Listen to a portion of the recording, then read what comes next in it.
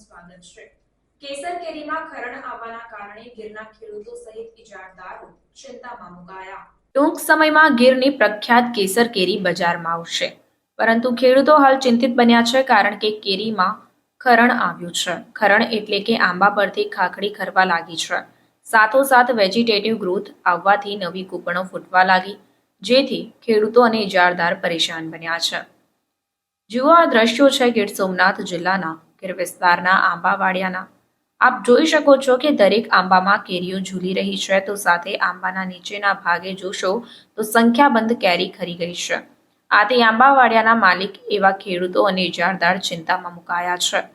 ઇજારદાર અને ખેડૂતોને ચિંતા સતાવી રહી છે કે ખેડૂતને નક્કી કરેલી રકમ ચૂકવવાની છે, તો બીજી તરફ માર્કેટની અંદર નાની કેસર કેરીના 1 કિલોના 5 રૂપિયા ભાવે વેચાઈ રહી છે, તો બીજી તરફ આંબાઓમાં ફૂડ ફ્લાવરિંગ અટકી ગયું છે। સાથોસાથ વેજીટેટિવ ગ્રોથ આવવાથી નવી કૂંપણો ફૂટવા લાગી છે, તેને લઈને કેસર કેરી વધુ પ્રમાણમાં ખરી રહી છે।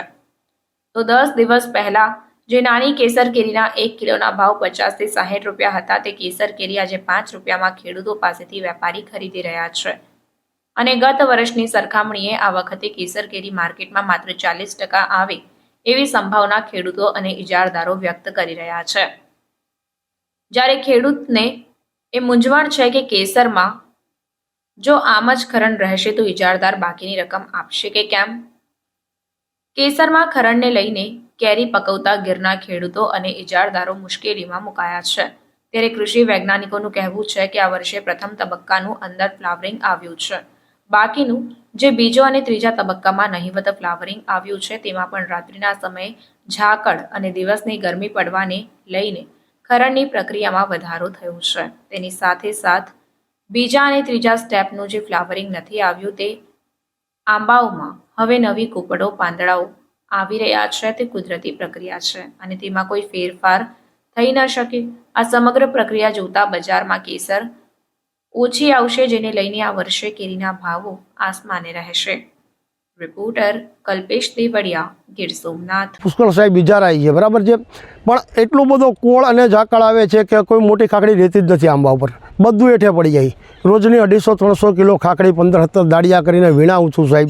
માર્કેટમાં વેચવા જાય તો 5 રૂપિયા કિલો રાખે છે, બાકી ક્યાંય માર્કેટમાં ખાખડીનો કોઈ માલિક જ નહીં, ઇજારદાર કોઈ વેચવાવાળો તૈયાર નથી, લેવાવાળો તૈયાર નથી, તો આમાં નાખવી ક્યાં ખાખડી સાહેબ।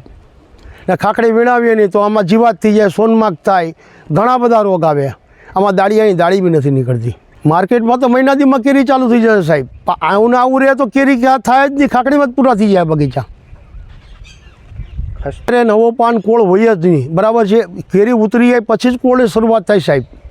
અત્યારે જંગલમાં ગીર કોળાય, સાગડાને એવું કોળાય, આંબો ન કોળાય, આ બધા આંબા કોળાઈ ગયા ને જે કોળના કારણે જ બધી ખાખડી નીચે પડી જાય છે। જોરદાર સાહેબ, 50% તો નુકસાન છે અત્યારથી જ, ને હજી આમ નામ રહે ને 5 આદથી તો આંબાની પરિસ્થિતિ આ વખતે વિકટ છે ભાઈ।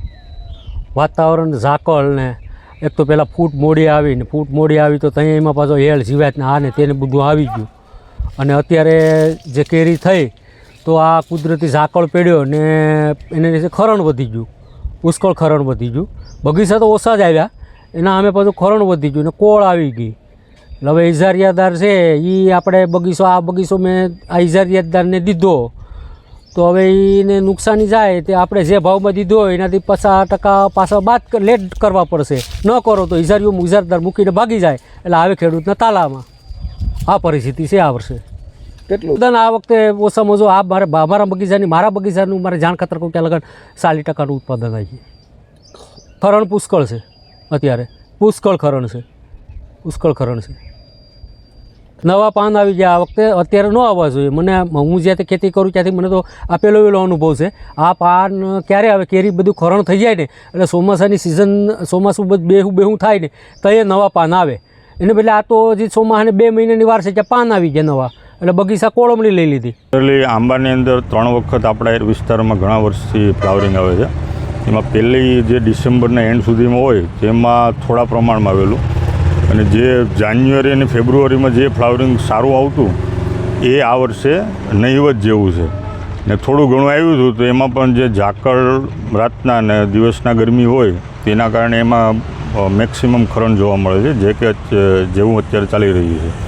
તો જે ફ્લાવરિંગ નથી આવ્યું બીજા અને ત્રીજા સ્ટેજમાં, એ જે રિપ્રોડક્ટિવ સ્ટેજ હતો એ પૂરો થઈ ગયો છે અને એ પછી ઓટોમેટિક જે આપણા કોઈ પણ વૃક્ષની જે એની સિસ્ટમ હોય એ પ્રમાણે એની જે વેજીટેટિવ ગ્રોથ હોય એ અત્યારે આપણે નવી નવી કોળામણ જોવા મળે છે.